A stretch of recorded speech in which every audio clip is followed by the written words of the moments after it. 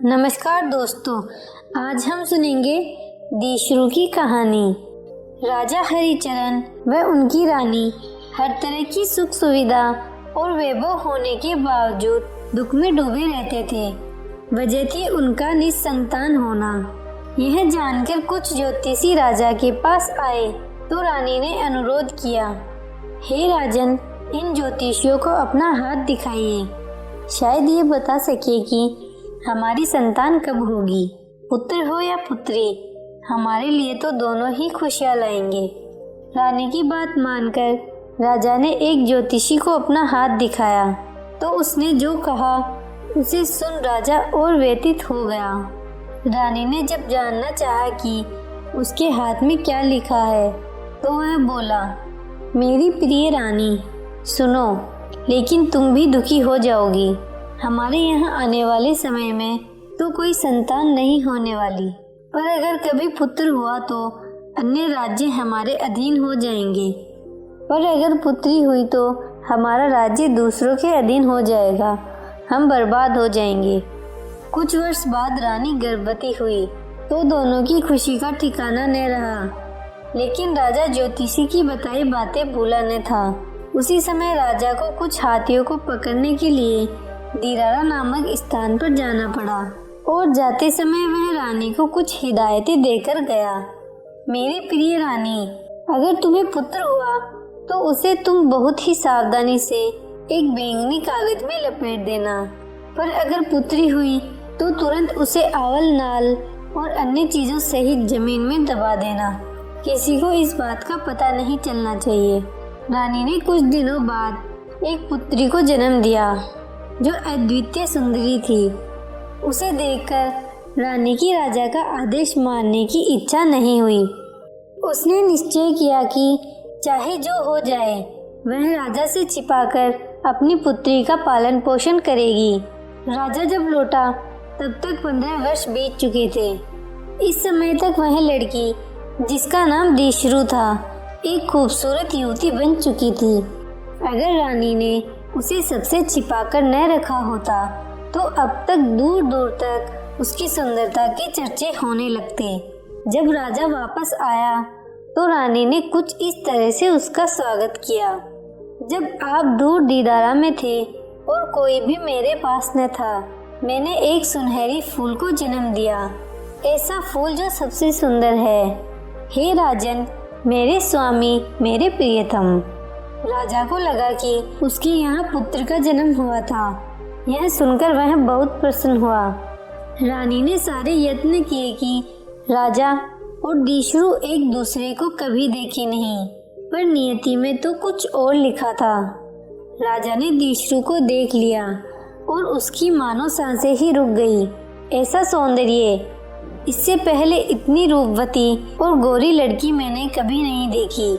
राजा की उत्सुकता लगातार बढ़ती ही जा रही थी। वह बोला, हे अनुपम सुंदरी, मुझे बताओ कि तुम किसकी पुत्री हो। अगर मैं तुम्हारे गोरे हाथ थामना चाहूँ तो क्या तुम मेरे पास आओगी? तभी दौड़ती हुई रानी वहाँ आई और उसने राजा के आगे एक पहेली रखी। राजन, मुझे बताओ कि अगर अपने ही हाथों से आप बैंगन का पौधा लगाते हो तो क्या फूल के साथ आप पौधे को भी खाना चाहोगे? राजा को समझ नहीं आया कि इस पहेली से उसका क्या संबंध है, पर चूंकि उसके सामने एक सुंदरी खड़ी थी और राजा का दिल उस पर आ गया था, तो उसे लगा कि उस सुंदरी को वह अपने मन की बात पहेली में बता देता है।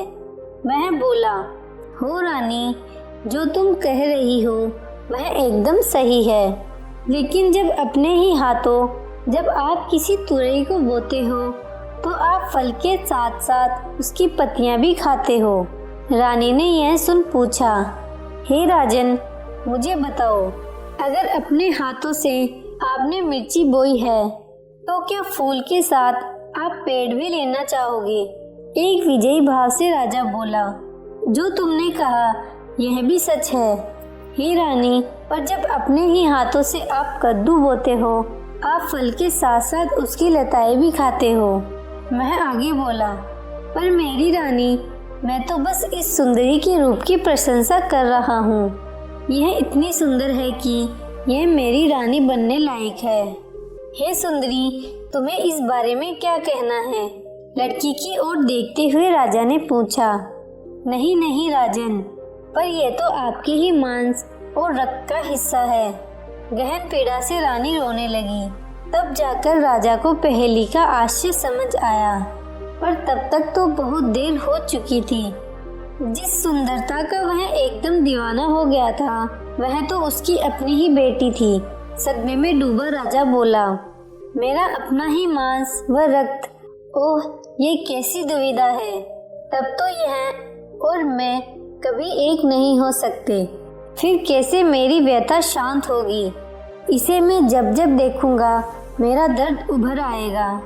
इस सुंदरी दीशरू को जाना होगा, ताकि न तो मेरी आंखें इसे देख सके और न ही मेरे मन में इसके लिए भावनाएं जागृत हो।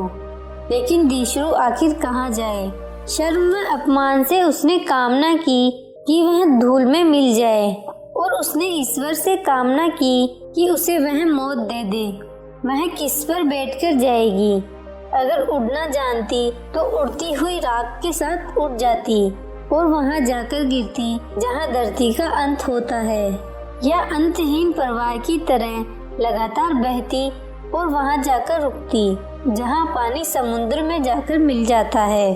शोकाकुल दीशरू रोने लगी और बोली, हे सुंदरता, जो मेरी बर्बादी का कारण है उसका मैं त्याग करती हूँ।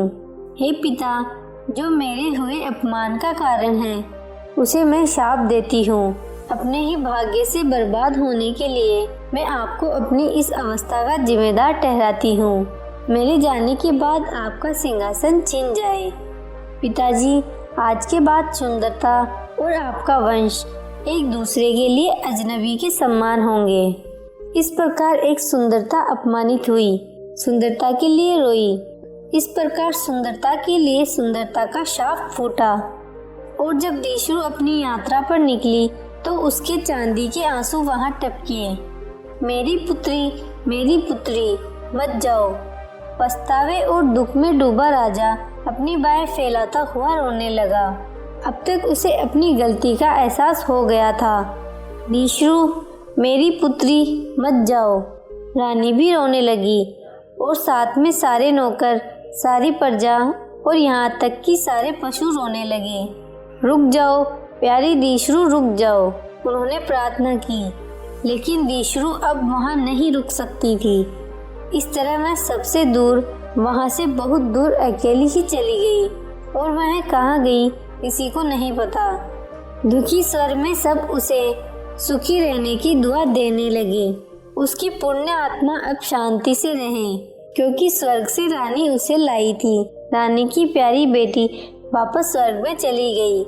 इन आखिरी शब्दों के साथ हम तुम्हें विदाई देते हैं। आपको ये कहानी कैसी लगी? नीचे कमेंट करके हमें ज़रूर बताइएगा।